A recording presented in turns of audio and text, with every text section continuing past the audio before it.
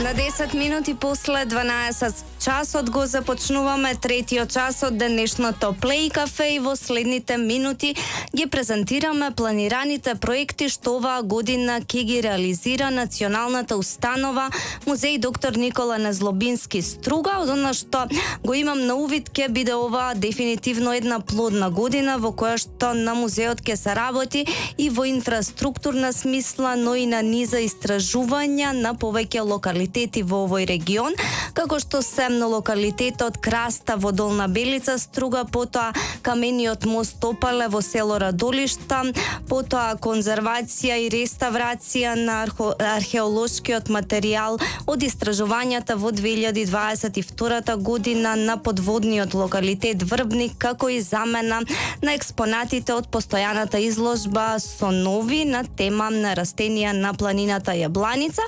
Сите детали ќе ги дознаеме од господинот Дарко Прензовски, директор на Струшкиот музеј.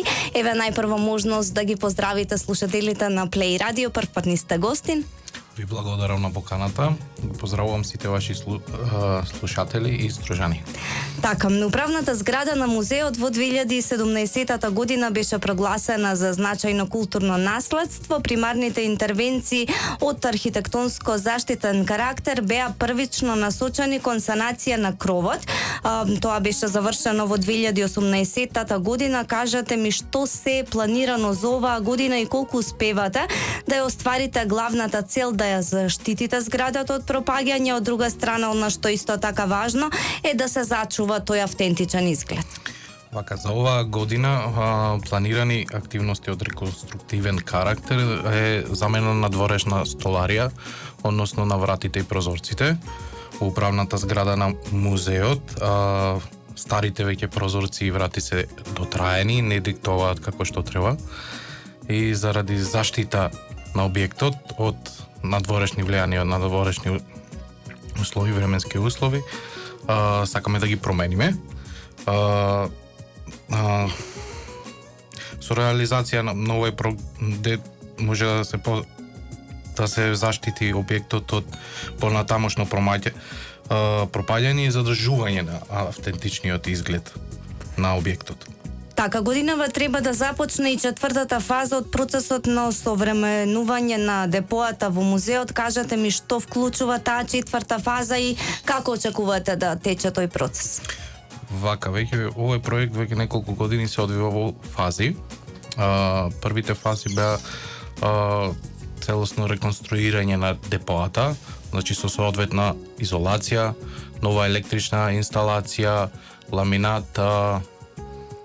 Во наредната фаза се планирани посебни плакати, полици, кутии за заштита на музејскиот материјал и експонати и набавување на посебни уреди за заштита од истите од микроклиматски влијанија, односно клима уреди и одлажнувачи на воздухот.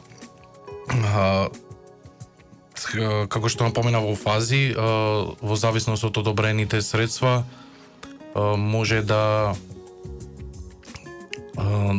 се продолжи оваа фаза. Со тимот од музеот работиме веќе на пример пресметка и што може да се набави конкретно, па така ќе видиме како ќе течат работите. Така, во рамки на планот за оваа година предвидени се истражувања на повеќе локалитети во нашиот регион, вклучувајќи го и камениот мост Опале во селото Радолишта. Станува збор за регистриран археолошки локалитет во археолошката карта на Република Македонија. Кажете ми која е целта на овој проект? Да, точно. Локалитетот Камен мост Опале во близина на селото Радолишта е регистриран археолошки локалитет на картата на Република Северна Македонија, како населба од неолитско и некропола од железно време. Пронајдени при во минатото при искупување на земјоделско земјиште, при обработка на земјоделско земјиште, пронајдени се поголем број фрагменти од керамички садови, камени, кребно и коскени орудија. Така. Во минатото морам да поменам дека се во минатото во 35-та, околу 35-37 година од минатиот век биле имало археолошки истражувања од страна на Народниот музеј од Белград, а во 1955 година од Завод и музеј Охрид. Сите тие наоди во тоа време се моментално се изложени во Народниот музеј во Белград и Завод и музеј Охрид. Наша цел со овој проект преку археолошки истражувања најпрво да се заштити локалитетот од понатамошни уништувања, од земјоделски действија и други недозволени активности, а воедно и да се дојде до нови податоци за степено на развиеност на локалната култура во тој дел. Така, кажете ми колку, што вашата пракса покажува, колку стружани туристите кои што доаѓаат најчесто во лето се едуцирани на оваа тема, колкава е посетеноста на музеот од нивна страна, дали сме всушност свесни што имаме во градот? Мислам дека стружани се свесни што имаме во градот. Значи музеот во Струга е значено културно наследство. В претходните неколку години стагнира посетеноста ради ковид, но морам да напоменам дека минатата година, 2023 година, забележа музеот зголемена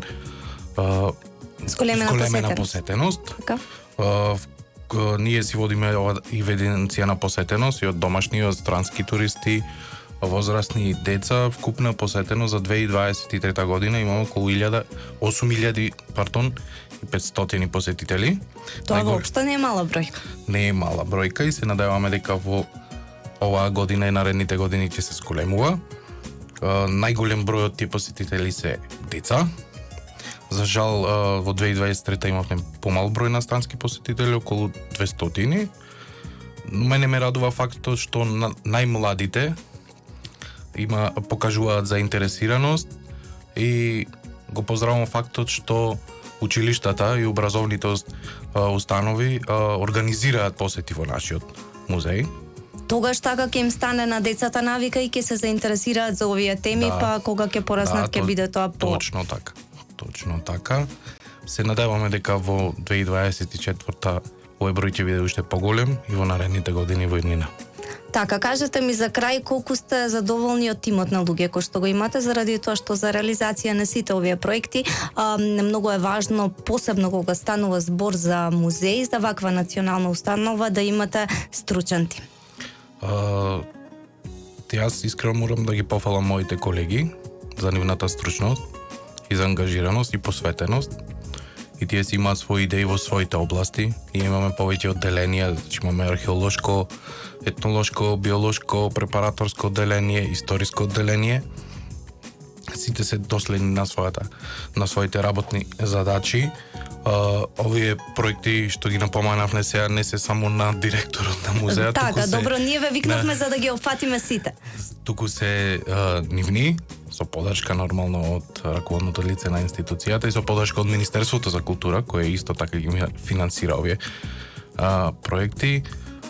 Имам само пофални зборови за тимот на музеот и им посакувам успешна работа и повеќе проекти во иднина.